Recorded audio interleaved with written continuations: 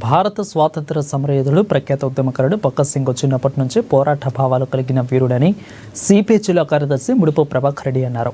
ఆదివారం భగత్ సింగ్ జయంతిని ఆదిలాబాద్ పట్టణంలోని సిపిఐ కార్యాలయంలో ఘనంగా జరిపారు. బ్రిటిష్ పాలనలకు ఎదురొడ్డి నిలిచిన గొప్ప యోధుడని కొనియాడారు. ఢిల్లీ వీధిలో ఎర్ర కాగితాలు చల్లి ప్రజలను చైతన్యపరిచారని అన్నారు.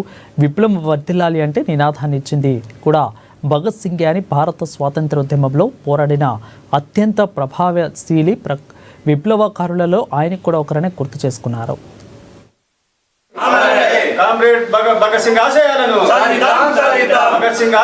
మన దేశంలో బంగా గ్రామము లాయల్ డిస్టిక్ మరి లాహోర్ పాకిస్తాన్ లో జన్మించడం జరిగింది.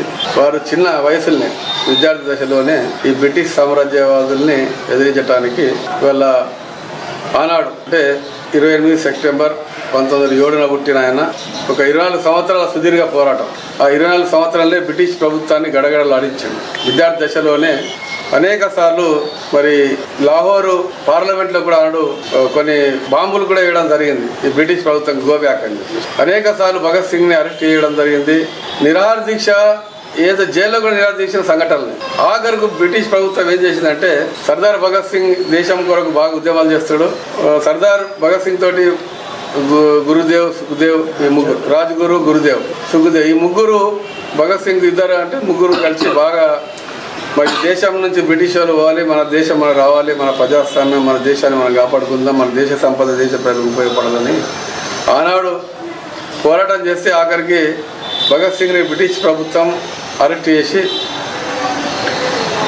చేసి ఆఖరకు ఉరిశిక్ష విధించడానికి ప్రయత్నం చేశాను. భగత్ సింగ్ని ఒక కోరినాడు బ్రిటిష్ ప్రభుత్వం. ఉరి తీసేటప్పుడు ఆఖరి కోరికని కోరితే భగత్ సింగ్ గారు ఏమనంటే నాకు కమ్యూనిజం కార్ల్ మార్క్స్ ఏదో బుక్ రాసిడో పూర్తిగా చదవడానికి సమయం వెళ్ళి తర్వాత ఉరిపోయినాడు. మన దేశంలో